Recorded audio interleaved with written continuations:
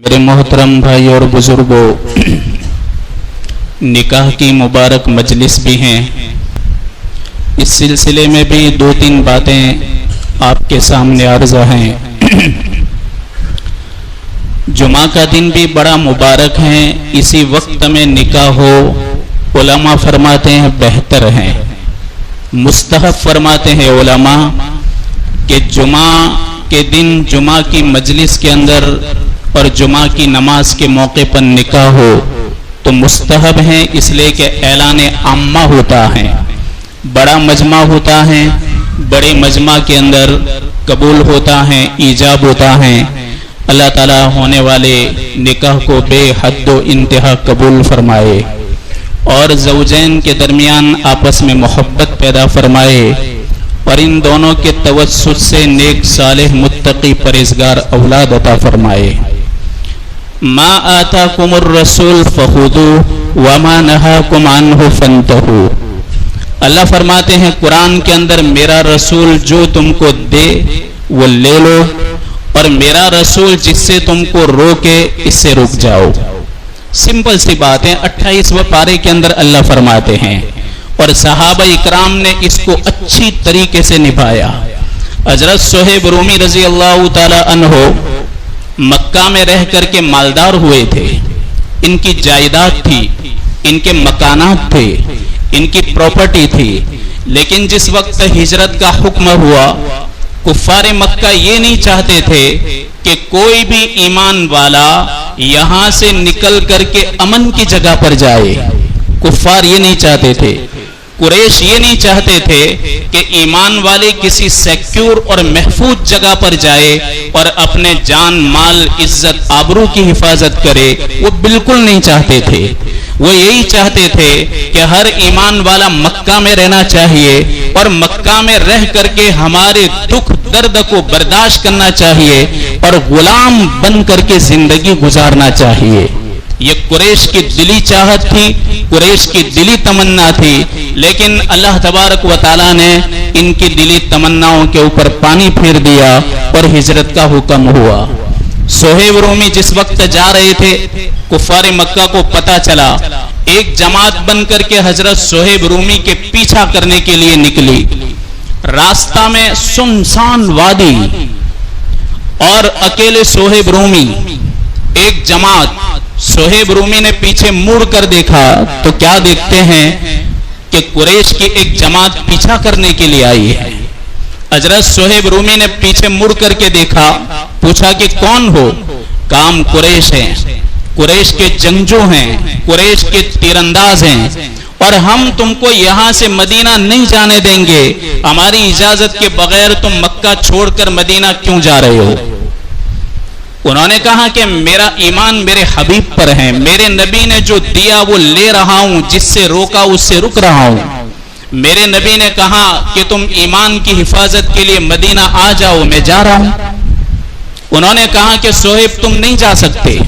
सुहैब रूमी ने अपने तरकश के अंदर जितनी भी तीरें थी वो सारे तीर उनके सामने बुलंद किए और कहा कि देखो ये पूरा तरकश भरा हुआ है, यानी गन हो और गन के अंदर चलने वाली गोलियां, आज के हिसाब से तुम समझो कि गोलियों का पूरा बॉक्स भरा हुआ है, मैं गोलियां डालता रहूंगा, गन चलाता रहूंगा। इन्होंने कहा कि मैं पैकान के अंदर, कमान के अंदर तीर डालता रहूंगा, छोड़ता रहूंगा और मक्का वाले तुम्हें अच्छी तरह मालूम है कि पूरे मक्का के अंदर मुझसे बेहतर कोई तीरंदाज नहीं है। याद रखो मेरा कोई तीर खता नहीं करेगा, जो तीर मेरे कमान से निकलेगा तुम्हारे सीने को चाक करता हुआ बाहर जाएगा। कुरैश जानते थे, कुरैश को पता था कि सुहैब रूमी वादी मक्का के अंदर एक बेहतरीन तीरंदाज है। आपने फरमाया जब मेरे तरकश से तीर खत्म हो जाएंगे, मेरी तलवार हाथ में होगी और मैं खुदाए पाक की कसम उस वक्त तक तुम्हारे सामने मुकाबला करता रहूंगा जब तक कि मेरे बाजू के अंदर दम है। मैं इस तरह नहीं मर जाऊंगा, ऐसे नहीं मरूंगा। और याद रखो मेरी तलवार अगर चल गई तो शायद कुरैश में का एक आदमी बाकी नहीं रहेगा। ये मेरा तुम्हारे सामने एक चैलेंज है। कुरैश डर गए, قریش ڈر گئے، جانتے تھے کہ بازو کے اندر کتنی طاقت ہے اور تیر کے اندر کتنا چوکس ٹھکانہ لیتے ہیں اور اپنے ٹارگٹ کو کس طریقے سے وہ اچھی طریقے سے نشانے پر لیتے ہیں، قریش کو معلوم تھا۔ صہیب رومی نے فرمایا اگر تم کو مال کی لالچ ہے میں تمہیں ایڈریس دے دیتا ہوں، مکہ میں میرے مکان کہاں پر ہیں، مکہ میں میری زمین کہاں پر ہے، مکہ کے اندر میرے جانور کہاں پر ہیں، یہ ساری جائیداد میں تمہیں دے دیتا ہوں ایک اللہ اور اس کے رسول کے خاطر، ایمان کے خاطر۔ اگر لڑائی نہیں کرنی تو کوئی لڑائی نہیں، میرے اور تمہارے درمیان کوئی لڑائی نہیں، ساری جائیداد مکہ کے اندر پڑی ہوئی ہیں، میں نے تم کو بتا دی، لے لو، لوٹ لو اور آپس میں بانٹ لو، مجھے اس سے کوئی سروکار نہیں، میں صرف اپنے حبیب کے فرمان پر مکہ چھوڑ رہا ہوں۔ یہ ایمان ہے۔ ما آتاکم الرسول فخذوہ وما نہاکم عنہ فانتہوا۔ ایمان والے کے سامنے جب اللہ اور اس کے رسول کی بات آتی ہے خوشی کے ساتھ قبول کر لیتا ہے، اور اللہ اور اس کا رسول جس کام سے منع کرتا ہے روکتا ہے ایمان والا خوشی سے رک جاتا ہے۔ یہ ایمان کا تقاضا ہے۔ تقاضا بولنا بہت آسان ہے لیکن کرنا بڑا مشکل ہوتا ہے۔ یہ ایمان کا ایک نمبر کا تقاضا ہے۔ جہاں اللہ اور اس کا رسول بیچ میں ہوتا ہے وہ کرنا ہوتا ہے، جہاں منع کرے اس سے رکنا ہوتا ہے۔ اللہ تعالی ہم دونوں کو ہم تمام کو ان دونوں کی پیروی کرنے کی توفیق عطا فرمائے۔ حضرت عمر نے ایک عورت کو دیکھا خانہ کعبہ کے ارد گرد طواف کر رہی تھی، جزامی عورت تھی۔ جزام ایک بیماری ہے جس سے آدمی کو گن محسوس ہوتا ہے، اگر وہ انگلیوں پر دیکھے تو پھر دیکھ کر اس کو کھانا بھی نہیں پائے گا، گن محسوس ہوتی ہے۔ اور ہمارے نبی نے بھی فرمایا کہ ایسے بیمار لوگوں کے سامنے نہ آئے، کئی لوگوں کو تکلیف نہ ہو۔ دیکھو ہمارے نبی کی تعلیم ہے۔ حضرت عمر نے اس عورت کو کیا کہا؟ تو اس طریقے سے طواف نہ کر، اس لیے کہ تو طواف کرتی ہے دوسرے طواف کرنے والوں کو تکلیف ہوتی ہے۔ وہ عورت حضرت عمر کو اچھی طرح جانتی تھی۔ وہ عورت بند ہو گئی، اس نے طواف بند کر دیا، اپنا جو چکر تھا وہ پورا کر کے 2 رکعت پڑھ لی، طواف کی، اس کے بعد وہ نکل گئی اور اپنے دل کے اندر کہتی گئی کہ میں اب دوبارہ کبھی یہاں نہیں آؤں گی، اس لیے کہ عمر کا فرمان تھا۔ کئی سال کے بعد وہ واپس آئی، بیت اللہ کی محبت دل کے اندر بھر گئی، تو کئی مدت کے بعد پھر سے وہ خانہ کعبہ کا طواف کر رہی تھی۔ اتنے میں حضرت عمر تو دنیا سے رخصت ہو چکے تھے۔ ایک آدمی نے کیا کہا کہ امی آپ طواف کرو، عمر تو گیا۔ جیسے ہی اس نے کہا عمر گیا دنیا سے، وہ چیخو پکار کرنے لگی، ماتم کرنے لگی کہ عمر چلا گیا۔ کہا عمر مر گیا، میں اس لیے نہیں آئی کہ مجھے معلوم ہوا کہ عمر دنیا سے رخصت ہو گئے، شہید ہو گئے ہیں، اس لیے نہیں آئی، بس میرے دل میں بیت اللہ کی محبت بھر گئی اس لیے میں آئی۔ وہ کیا کہنے لگی؟ 3 چکر ہو گئے تھے، چوتھے چکر کے اندر اس کو کسی نے بتایا تھا کہ حضرت عمر وصال کر گئے ہیں، انتقال ہو گیا ہے۔ وہ عورت کیا کہنے لگی؟ تو پھر جلدی جلدی 3 چکر پورے کر لیتی ہوں، بس ایک طواف پورا کر کے 2 رکعت پڑھ کے چلی جاؤں گی، اب کبھی بھی واپس نہیں آؤں گی۔ وہ آدمی کہنے لگا کہ تم کو جس کا ڈر تھا وہ تو چلا گیا۔ کہا نہیں، عمر وہ ذات تھی کہ اس کی حیاتی اور زندگی کے اندر بھی اس کا حکم میرے لیے ماننا واجب تھا، موت کے بعد بھی اس کا حکم اٹل رہے گا۔ جب عمر نے اپنی حیاتی میں مجھے نہ کہہ دیا تو موت کے بعد بھی وہ نہ ہی رہے گا۔ یہ ہے ماننے کا جذبہ۔ جس قوم کے اندر ماننے کا جذبہ ہوتا ہے اللہ تعالیٰ کامیابی عطا فرماتا ہے، اور جس قوم کے اندر اکڑ پیدا ہوتی ہے، تکبر پیدا ہوتا ہے اور ہٹ درمی اور ضد پیدا ہوتی ہیں، اللہ تعالیٰ کی نظروں سے وہ قوم گر جاتی ہیں۔ اور جو قوم اللہ کی نظروں سے گرتی ہیں انہیں عزتیں نہیں ملتی، ان کی مقدر میں ذلت ہیں، ذلت سوار ہوتی ہیں، دنیا کے اندر بھی آخرت کے اندر بھی ان کے حق میں ذلت مقدر ہیں۔ اس لیے میرے بھائیوں، جب کبھی بھی اللہ اور اس کے رسول کے واسطے سے جو بھی بات کہے اس کو قبول کرنے کی نیت سے سننا چاہیے، قبول کرنے کی نیت سے۔ دیکھو میں نے فجر کے وقت یہاں ایک پرچہ دیکھا، اس میں ابھی کچھ نئی خرافاتیں چل رہی ہیں، کچھ لکھا ہوا تھا، میں تو برسوں سے کہتا چلا آیا ہوں، بہت ٹائم سے، اور ہم نے محنت کر کے یہاں سب سے پہلے اس محلے میں لاگو کیا تھا کہ بھئی مہر یہاں دینی پڑے گی، ننگ نہیں ہوگا، ننگ میں ہم نہیں آئیں گے۔ اسی سرزمین سے اللہ نے شروع کروایا تھا یہ۔ تو ایک تو اسٹیج، اب اسٹیج بن گئے، اسٹیج پر کس کو بٹھائیں گے؟ دلہن کو بٹھائیں گے اور یوں کہیں گے کہ میری بیٹی کو گندی نظریں دیکھتی رہے، اسٹیج بن رہا ہے۔ پھر گاڑیوں کے اندر رخصتی کے وقت خود دلہا جاتا ہے، گاڑیوں کو سنوار کر کے بنا کر کے۔ یہ کلچر کہاں سے آیا؟ یہ غیر مسلموں کا کلچر آیا۔ یہ نئے جنریشن نے ان لوگوں کا کلچر دیکھا تو اپنے گھروں کے اندر بھی ان کا کلچر آیا۔ اب اس کلچر کے ساتھ تم کس خدا کو راضی کرنے کی بات کر رہے ہو اور اپنے سنسار کے اندر کس سکھ کی بات کر رہے ہو؟ میرے بھائیو، جب اللہ اور اس کے رسول کے طریقے سے ہٹ کر کے ایمان والا چلتا ہے، اللہ اس کو اس کے کام کے حوالے کر دیتا ہے۔ اور جب بھی نئی رسمیں آتی رہے گی، اتنا دکھلاوا ہے، اتنا دکھلاوا ہے جس کی کوئی حد و انتہا نہیں۔ علامہ اشرف علی صاحب تھانوی رحمۃ اللہ علیہ نے اپنے ملفوظات کے اندر ایک بات لکھی ہے کہ ایک آدمی نے اپنی بیٹی کا نکاح کیا، اس نے اتنا خرچہ کیا، اتنا خرچہ کیا جس کی کوئی انتہا نہیں۔ بڑی بڑی باراتیں آئی، ایک سے ایک کھانے پکتے رہے، کھلاتے رہے، یہاں تک کہ ہر ایک باراتیوں کو اشرفیاں دے رہا تھا، پیسے دے رہا تھا۔ اب سستے زمانے کے اندر لاکھوں اشرفیاں خرچ کرنے کے بعد یہ آدمی راستے پر جا کر چھپ گیا سننے کے لیے کہ لوگ میرے بارے میں کیا کہتے ہیں۔ یوں کہتے ہیں کہ شیٹھ جی نے بہت زبردست خرچہ کیا، یوں کہہ رہے ہیں کہ شیٹھ جی کے بارے میں کچھ اور کہہ رہے ہیں۔ یہ آدمی چھپ گیا، رات کا اندھیرا تھا، اس زمانے میں لوگ بیل گاڑوں کے اندر آتے تھے۔ علامہ اشرف علی صاحب تھانوی رحمۃ اللہ علیہ کے دور میں بیل گاڑے جا رہے ہیں، صرف کیا کہہ رہے ہیں؟ کھانا اچھا تھا۔ اس نے اپنے سر پر ہاتھ مارا، کہاں شیٹھ جی کا تو کوئی نام ہی نہیں آ رہا، کھانے ہی کا نام آ رہا ہے۔ اخیر میں ایک بیل گاڑا آیا، اس میں سارے ہی بڑے لوگ تھے، سب بڑے لوگ تھے۔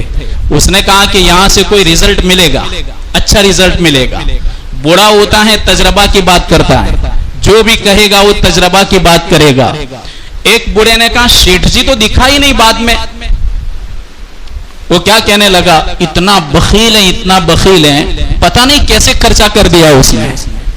اتنا خرچہ کرنے کے بعد تجربہ کا لوگ کیا کہہ رہے ہیں؟ بخیل آدمی۔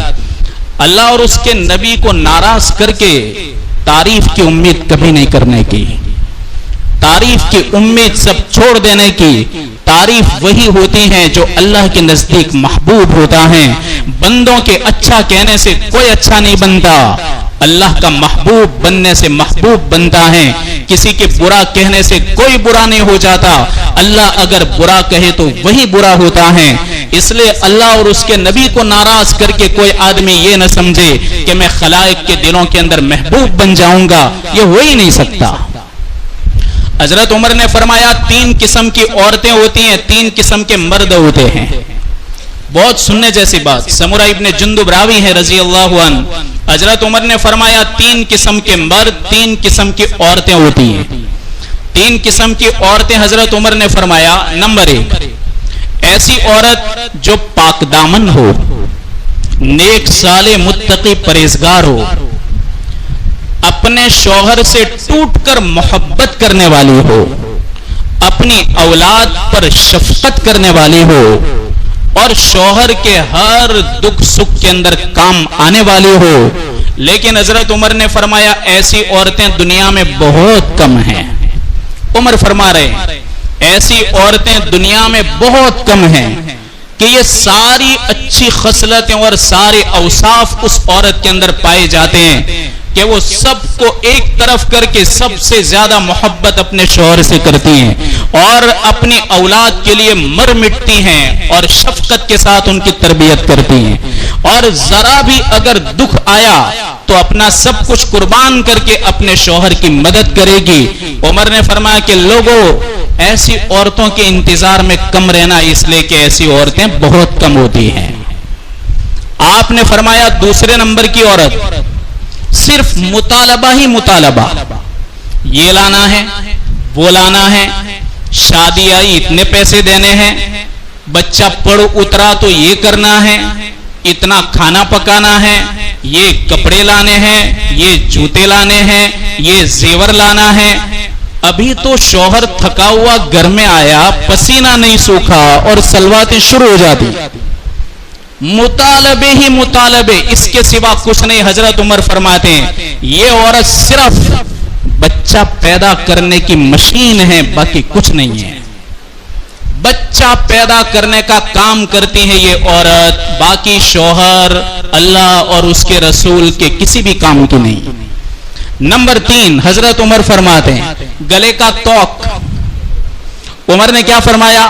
اللہ جس کے گلے میں چاہتا ہے پہنا دیتا ہے، اور جس کے گلے سے چاہتا ہے اتار لیتا ہے، جس کے گلے میں چاہتا ہے ڈال دیتا ہے، جس کے گلے میں چاہتا ہے اتار لیتا ہے۔ عمر نے کیا فرمایا؟ یا تو اس سزا کے لیے ہے، یا تو یہ عورت شوہر کے گناہوں کی سزا کے لیے ہے، یا پھر یہ عورت بلندی اور مراتب کے پہنچنے کا ذریعہ ہے، یا تو پھر اللہ تعالیٰ اس کا بدلہ ادھر دے گا۔ 3 میں سے کچھ تو کرنا پڑے گا۔ وہ اپنی نیت پر جاتا ہے، ہم جو نیت کریں پھر کہ بھئی یہ سزا ہے کہ جزا ہے، یا پھر یہ میری بلندی کا ذریعہ ہے، وہ کچھ نہ کچھ نیت کرنی پڑے گی۔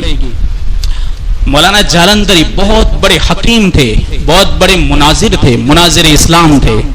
وہ فرماتے ہیں کہ اللہ تعالیٰ نے ایسی عورت ایک آدمی کے گلے میں پہنا دی تھی، ایک دم ڈون جیسی، طاقت نہیں کہ کچھ بولے۔ ایک بار وہ روٹی پکا رہی تھی، اس کو بیچارے کو بھوک لگی، اب وہ آیا، کہا کہ کھانا شروع کروں، کہا خبردار روٹی اٹھائی تو ابھی تو پوری روٹی نہیں ہوئی، کھانا شروع کرے گا تو پھر رہے گا کیا؟ تو اس سے اپنی زبان سے کیا نکل گیا؟ یا اللہ، یا تو میں مر جاؤں۔ ابھی اتنا بولا تھا، اتنے میں بیلن اٹھایا، کہا کہ یا تو، اس نے کیا کہا؟ یا تو میں مر جاؤں، تیاری میں تھا، یا یہ مر جائے۔ لیکن یہ جملہ بیلن دیکھ کر کے دماغ سے غائب۔ اس نے کہا یا اللہ میں مر جاؤں، اٹھایا تو کیا کہا؟ یا تو میں ہی مر جاؤں۔ کہنا پڑا، 2 بار کہنا پڑا، یا تو میں مر جاؤں یا میں ہی مر جاؤں۔ کہا تو برابر ہے، تو مرے تو کوئی حرج نہیں، پر روٹی نہیں کھانی۔ یہ ہے توق۔ کبھی اللہ تعالیٰ ایسی عورت سے مراتب کو بلند کرتا ہے۔ مرزا مظہر جان جانا علیہ الرحمہ کتنا بڑا ولی ہے، ولی کامل، اور جن کو دیکھ کر کے لوگ اسلام قبول کرتے اور کہتے کہ اسلام کی کوئی شکل نہیں، اسلام کی صورت اور سیرت دیکھنی ہو تو مرزا مظہر کو دیکھ لو۔ اسلام تو ایک مذہب کا نام ہے، لیکن اگر شکل کے اندر دیکھنا ہے تو مرزا مظہر جانے جانا کو دیکھو۔ تو کیسی اللہ تعالیٰ نے نورانی شکل بنائی ہوگی کہ اسلامی شکل کہاں؟ اتنا نازک مزاج، اتنا نازک مزاج کہ کوئی پانی دے، گلاس تھوڑا ٹیڑھا بھی ہونے تو بھی برابر دھمکاتے تھے کہ بیوقوف، اتنا بڑا ہوا ابھی تجھ کو گلاس پکڑتے نہیں آتا۔ اور چاہے جتنا بھی بڑا مجمع ہو، کسی بھی اصلاح کرنے میں کبھی کسی سے ڈرتے نہیں تھے۔ ایسے زندہ جاوید ولی کامل تھے۔ ایک بار ان کے بہت بڑے مرید، بہت بڑے عالم بھی تھے، تو وہ گرمی تھی تو جل رہے تھے، بجنا جس کو بولتے ہیں، وہ جل رہے تھے، آہستہ آہستہ جل رہے تھے۔ گرمی ہوئی تو کہا بیوقوف تیرے ہاتھوں میں طاقت بھی ہے کہ نہیں؟ تو بیچارے نے تھوڑا فاسٹ کر، بہت بڑے عالم ہیں، محدث ہیں، اس کو کہا تیرے ہاتھ میں طاقت بھی ہے کہ نہیں ہے؟ زور سے کیا تو کہا بیوقوف اڑا دے گا کیا مجھ کو؟ کہا حضرت نے یہ ہو رہا ہے نہ ہو رہا ہے تو کوئی تیسرا کام کر، ادھر سے نکل. فوراً گھر سے باہر نکال دیا. اور اللہ والوں کی نظر سے جو گر جائے تو مشکل سے کوئی ان کی نظر میں لا سکتا ہے. وہ بیچارہ ہفتے تک دربار آپ کا کمرہ تھا اس کے باہر بیٹھا بیٹھا روتا رہا، یا اللہ حضرت کو راضی کر دے، یا اللہ حضرت کو راضی کر دے. 7 دن کے بعد راضی ہوئے. یہ تو خالی ان کا کتنا نازک مزاج تھا آپ اندازہ لگاؤ. لیکن بیوی ماشاءاللہ تھی ان کی، ایسی ماشاءاللہ تھی کہ ان کی عادت تھی کہ شام کے وقت اپنے مرید کو بھیجتے اور کہتے کہ پردے کے پیچھے سے پوچھنا کہ کچھ لانا ہے، کچھ ضرورت ہے. اب یہ کتنی اچھی بات ہے کہ گھر کی ضرورت ایک شوہر پوچھے، خود لا کر کے دے، بیوی کو باہر نہ نکلنے دے اور بیوی تک کسی کو آنے نہ دے. میں جوان لڑکوں کو ہر جگہ کہتا ہوں تمہارے جوان دوستوں کو 7 کلومیٹر دور رکھو، کبھی بھی اپنے گھر کا عادی نہ بناؤ. جہاں پر بھی میں جاتا ہوں ہر جگہ کہتا ہوں دوستی باہر کی ہوتی ہے، دوستی گھر کی نہیں ہوتی. کس پر تم بھروسے کر رہے ہو؟ کس کے اوپر بھروسہ کر رہے ہو؟ کیا جنید بغدادی ہیں اور کیا بڑے اولیاء ہیں؟ دوستی رکھو مسجد میں، دوستی رکھو باہر، دوستی رکھو گلے پر، گھر میں نہیں. کسی لڑکے کو کیا معلوم کہ تمہاری بیوی کا نام کیا ہے اور تمہاری بیوی کس کی ہے اور تمہاری بیوی کون ہے اور تمہاری بیوی کیسی ہے؟ کسی اور کو کیا معلوم؟ ارے کوئی زندگی ہے اور یہ رہنی کرنی ہے. دور رکھو ہمیشہ. ہر نوجوان کو میں یہ تعلیم دیتا ہوں. بہرحال حضرت کی عادت تھی آپ بھیجتے تو ان کی بیوی کیا کہتی سب سے پہلے کہ وہ جا کر کیا کہتا کہ پیر صاحب نے کہا ہے کچھ لانا ہے. تو بیوی کیا کہتی تیرا پیر گیا تیل لینے اور تو گیا دیول لینے. آپ اندازہ لگاؤ اتنا بڑا آدمی کہ ہندوستان پورا بر صغیر، چین، جہاں لاکھوں ان کے مرید ہیں، لاکھوں ان کے ہاتھ پر بیعت کر رہے ہیں، بیوی کیا کہتی سب سے پہلے تیرا پیر گیا تیل لینے اور تو گیا دیول لینے. اور تیرے پیر کی تو ایسی تیسی اور تیرا پیر ایسا، تیرا پیر ایسا، تیرا پیر ایسا. 40 گالیاں پیر صاحب کو دیتی اور 40 گالیاں مرید صاحب کو دیتی تھی. کیسی بیوی تھی؟ اب ایسی بیوی. ایک بار پٹھان تھا، پٹھان. حضرت نے کہا کہ بھائی آج تمہارا دن ہے، پوچھنے جانے کا تمہارا دن ہے. کہا ٹھیک ہے اپن جائے گا. تو پٹھان کو بھیجا. اب پٹھان تو پٹھان، اس کا جو مزاج ہوتا ہے وہ اپنا مزاج ہوتا ہے. اب یہ گیا کہ بیگم مجھے حضرت نے بھیجا ہے کچھ لانا ہے. کہا کون حضرت؟ کہا پیر صاحب. کہا جا ادھر سے، تیرا پیر ایسا اور تو ایسا. اب یہ تھا پٹھان کا بے اپن کو بول رہی ہے اور اپن کے سامنے بول رہی ہے ابھی قتل کر دوں گا اندر آ کے. لیکن اندر جا نہیں سکتے تھے. وہ حضرت کے پاس آ کر کہنے لگا حضرت تم کو ملی تو یہی ملی، تم کو ملی تو یہی ملی. حضرت نے کیا کہا؟ خاموش. اسی بیوی کو چلاتے چلاتے اللہ نے دنیا کو میرے پیروں میں ڈالا ہے.